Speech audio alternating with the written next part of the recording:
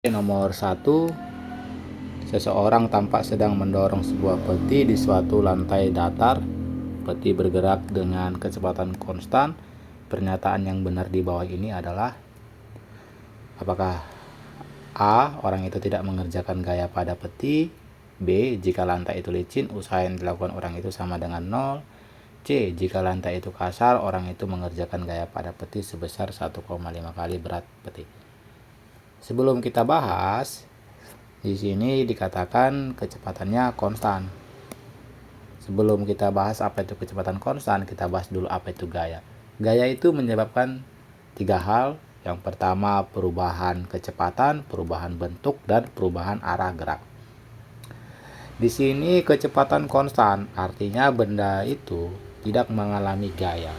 Atau bisa dikatakan total gaya yang dialami si balok itu adalah 0.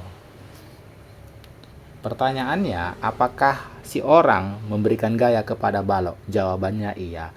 Kenapa? Karena memang sudah dikatakan di sini ya, sedang mendorong, yang otomatis dia memberikan gaya sebesar gaya F lah kita namakan. Tapi kenapa bisa total gaya yang dialami balok ini 0? Berarti di sini anggapan yang paling logisnya lantainya kasar sehingga ada gaya gesek. Pertanyaannya, gaya gesek apa? Ketika dikatakan kecepatan konstan, itu artinya baloknya itu bergerak relatif ya terhadap si lantai yang kasar. Jadi gaya gesek yang bekerja pada dia adalah gaya gesek kinetis. Nah, kalau kalian penasaran mengenai gaya gesek kinetis dengan detail dan gaya gesek statis, kalian bisa buka pembahasan yang dikirim oleh Kak Mai ya. Lanjut.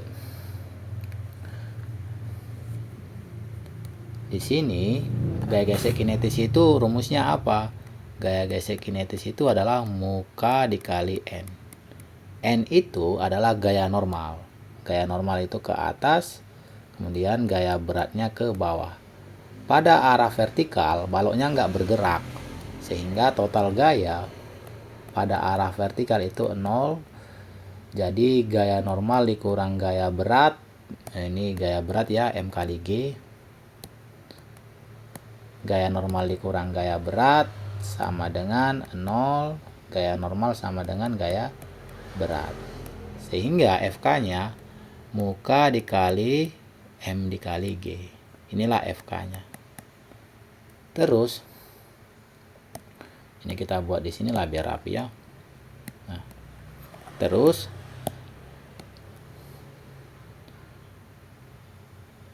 secara mendatar itu kan kecepatannya konstan ya. Jadi total gaya pada arah mendatar itu 0.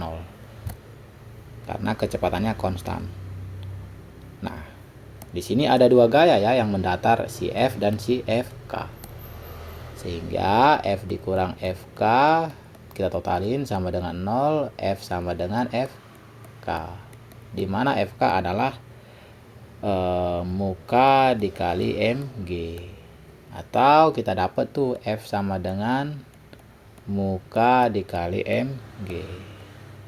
Apa artinya ini? Artinya ternyata gaya dorong yang diberikan orang itu sebanding dengan MG atau sebanding dengan gaya berat. Gaya berat. Jadi sesuai banget dengan pernyataan yang ke Depok ya. Usaha orang itu sebanding dengan berat peti.